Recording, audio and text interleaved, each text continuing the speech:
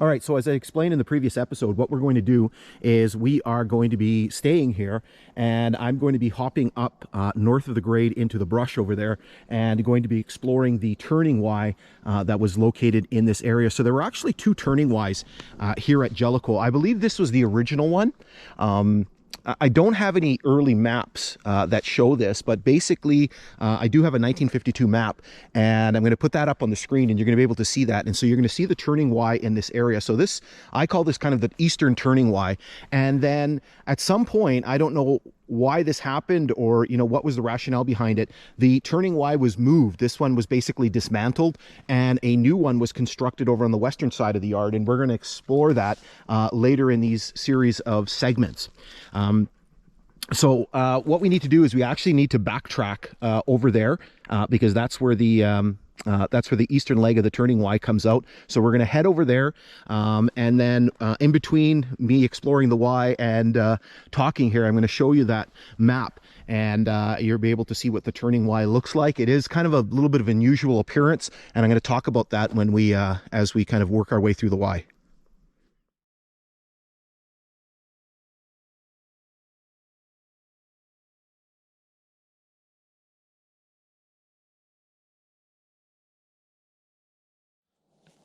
All right, so what we're going to do is I'm going to take you through the Y. So where we are here is we're on the eastern leg, right where it meets the grade.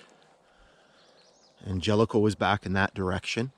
And so I'm going to take you through this area. Now, it's not particularly easy to get through here. I don't know exactly when this Y was taken up. It was obviously before the 1970s. And this would have been the original Y that would have been constructed here.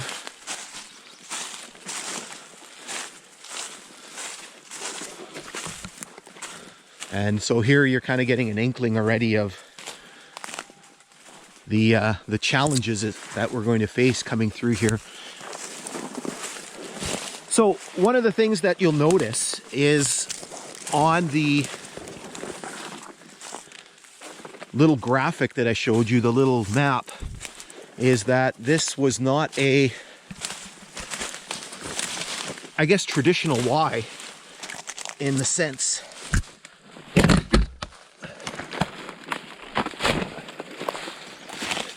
that it looked different. It looks different than any Y that I've seen. And the key difference is that your typical Y has basically the two, looks like a Y, right? It has the two legs. Here you can see there's a bucket. Here you can kind of see the definition of the Y. You can kind of see we're up on a sort of raised grade. So as I was saying, your typical Y has the two legs.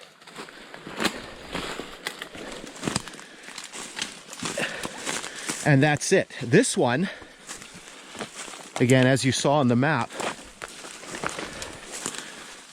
essentially has a middle connecting part. And I'm not sure what the purpose of that was.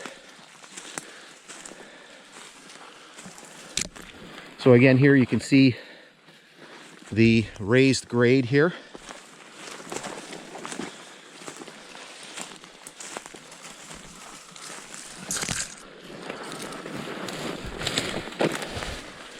It's not easy to, I was through here yesterday and I mapped it all. Now the problem is yesterday,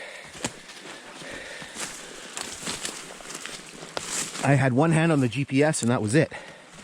Today, I've got one hand on the camera and one hand on the GPS. So it's a little more challenging to get around here.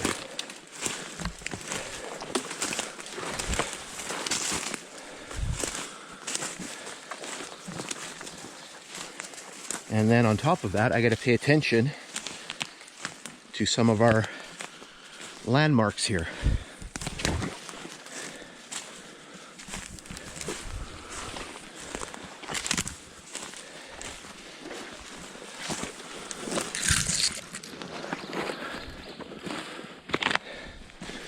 So hopefully you're getting an idea of when I said it was a little challenging to get through here.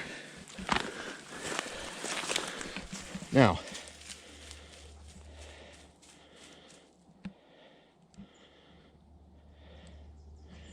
here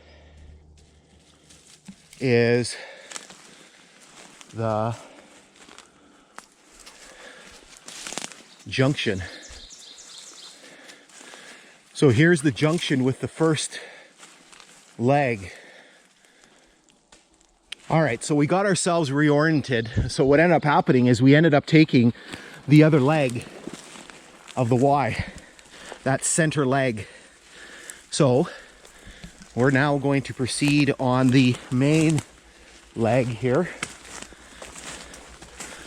Again, now that I've got myself oriented, I know for some reason it was easier yesterday to see what the heck was going on.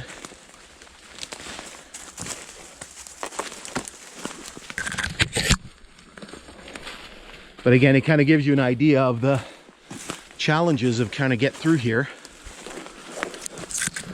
because it is just horribly grown in. All right, let's keep ourselves going here.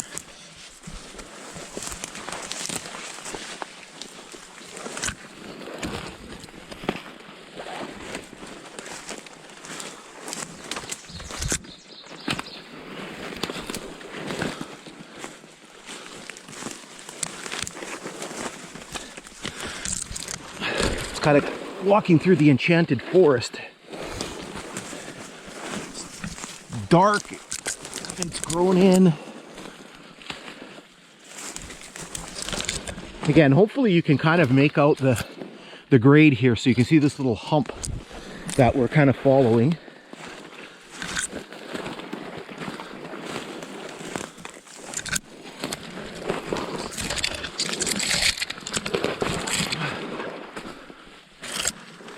The other side is a little bit easier to navigate.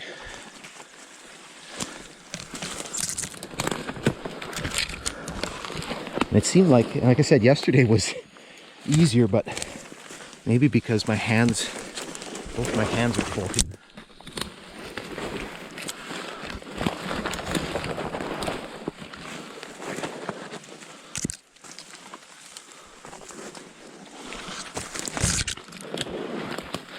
When I got home, when I got back to the resort, so I'm staying nearby at Bush Leg Resort.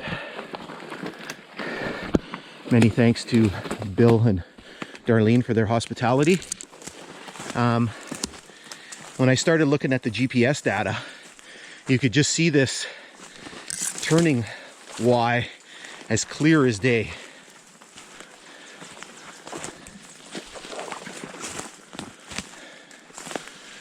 And maybe you can see a little bit better here, because it seems like we're up pretty high.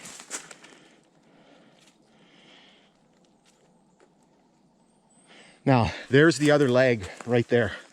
There's the western leg.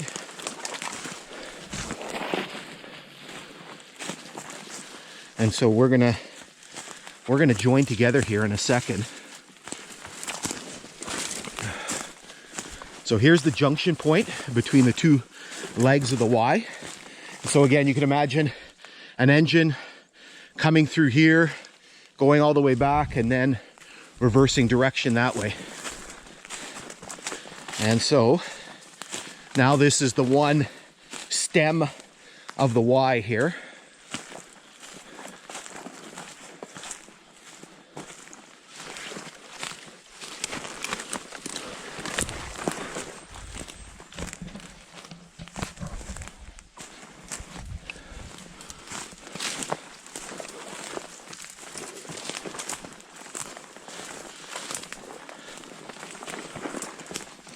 And you can kind of see there's a bit of an opening here in the middle.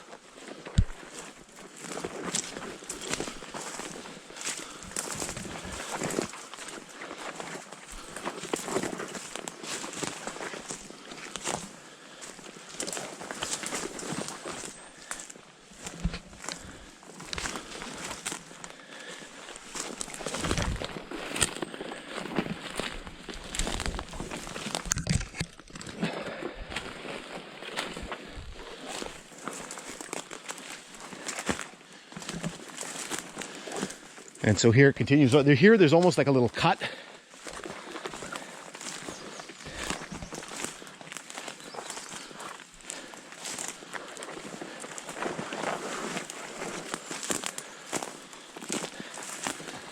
And here, I think, is the end of the Y.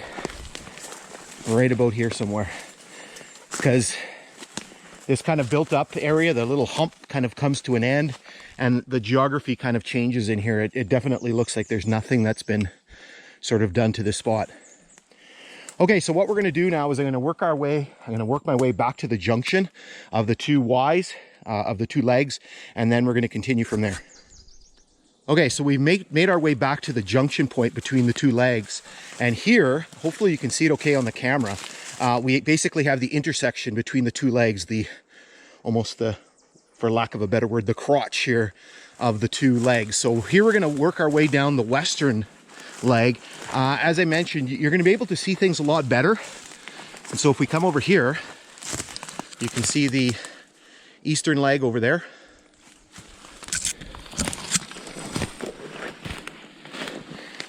Some debris on this side here.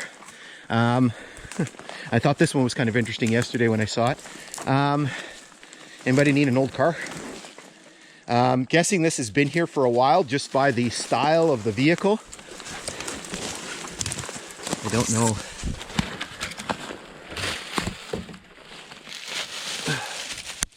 What symbol is that? Is that a Pontiac? Just by the appearance of the fender and the headlight here, this is definitely a old model car. And then we keep working our way this way.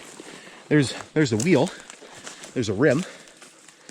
And here, I thought this was kind of a neat thing. So the Canadian folks will recognize this if you're a little bit older. Nice stubby beer bottle. So if you're not Canadian or if you're young, in the old days, prior to, I guess, the mid-'80s or so, beer used to come in these stubby little bottles. And so today we still call them the stubbies. Kind of before my time. I'm a 70s kid, so I remember the bottles, but I didn't turn of age until the late 80s. So, or actually early 90s. I don't know how old this bottle is here. It's got a plastic top, so probably a little bit more recent. All right, so we're gonna work our way this way. Looks like there's an old pot or something under there, old kettle or jug.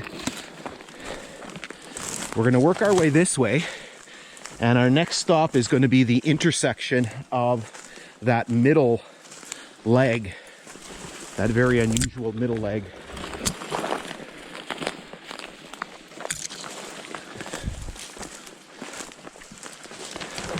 So again, you have to do this kind of in the spring because there's no way you're seeing anything in the summer.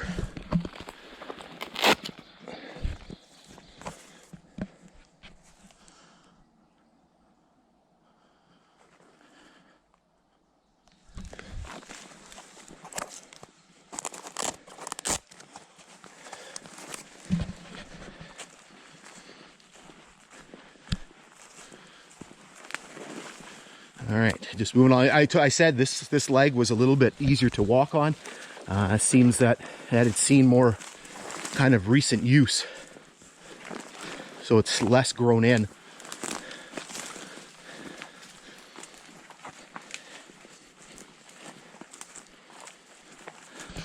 So for example, here you can see how kind of well defined it is.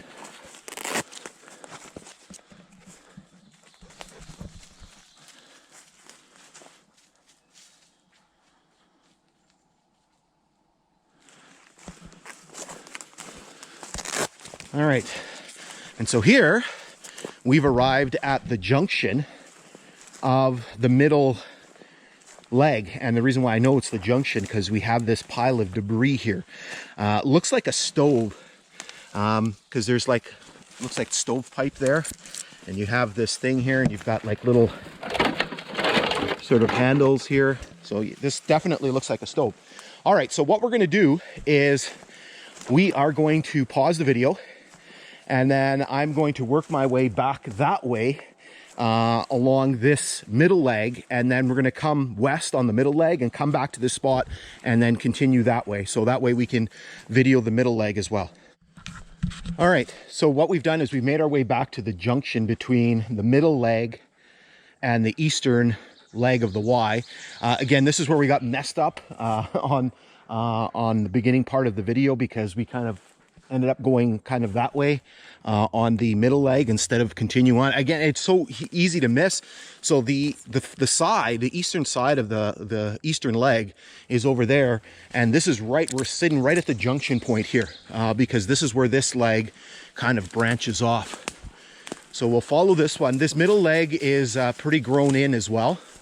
So I think right there is the intersection. So right here is the intersection between the two legs. And so again, this is, I've never seen a Y like this, with this middle leg in here, at least not in this area. I may have seen some examples in the US that, you know, you had the Y with the middle leg in there. And I'm not sure what the purpose of having that middle leg was. So here you can see it's very clearly defined. And so you can see kind of, I guess, would be the southern end of this middle leg. And there's the northern end. So we got this little kind of hump in the middle here. So as I was saying, I'm not quite sure what the purpose of the middle leg was. You know, if the whole idea was just to allow the locomotives to turn around, maybe offering a little bit more flexibility when it came to, you know, moving the cars around, and, you know, the locomotives, and, you know, shunting things around. Again, I'm not entirely certain.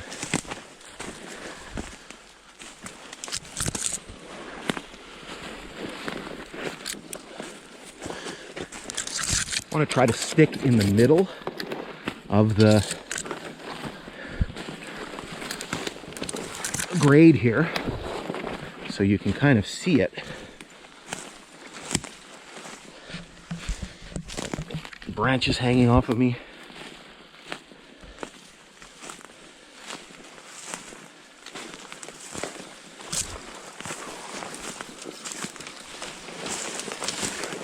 I think we're through the worst of the grown in part here.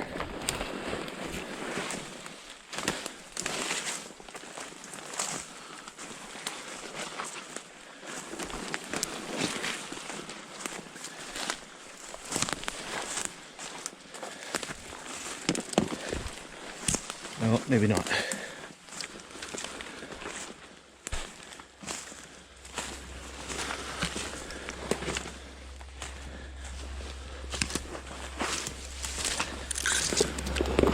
Luna's way off to the side there.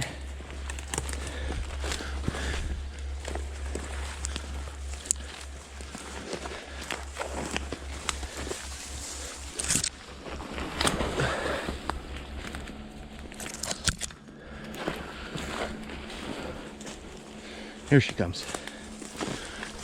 Oh, all right. That one hurt. I took that one right in the mouth. Ugh. All right. Hazards of the occupation here. So we've arrived back at the junction point. So again, there's our stove, or whatever it is we were taking a look at. And so here's where the middle leg feeds into the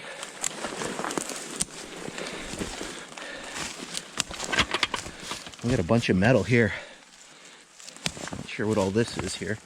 Something kind of roundish. So as I was saying, this is where the middle leg feeds back into the western leg. And it's a little bit easier to walk here.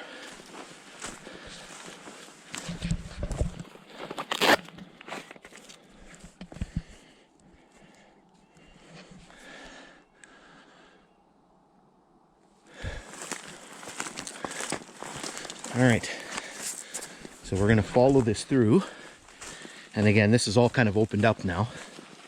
Again, you can kind of see the definition of the Y.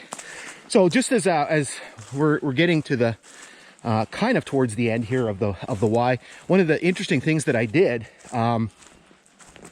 was I actually had a kind of an idea of how this all laid out, and this was a result of a lot of kind of tinkering around and playing. So I showed you that one map, the 1952 map, but I have another one.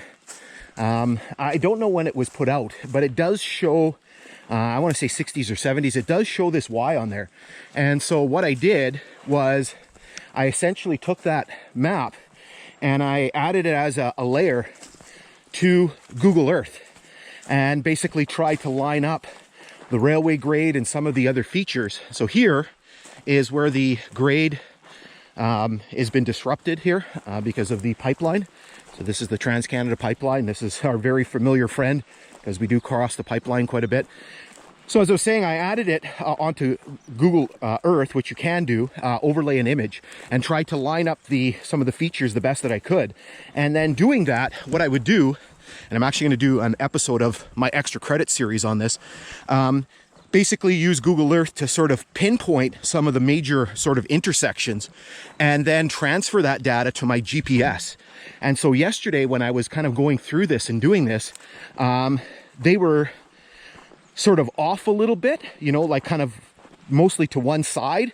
But for the most part, I had all of the points nailed. I had kind of the junction points between where the Y's intersected. So the bottom leg and the eastern and western leg, and then the end.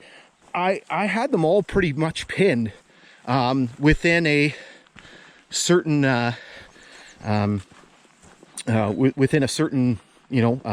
number of meters or feet of each other. So it's a pretty remarkable tool to be able to do that, right? To take these old images, lay them on top of something like Google Earth, and be able to sort of pinpoint all of that. So here's where the Y continues, and you can see sort of that definition. Make sure we got Luna with us. And so here we're kind of up high. You can see there's quite a bit of embankment, a few feet at least.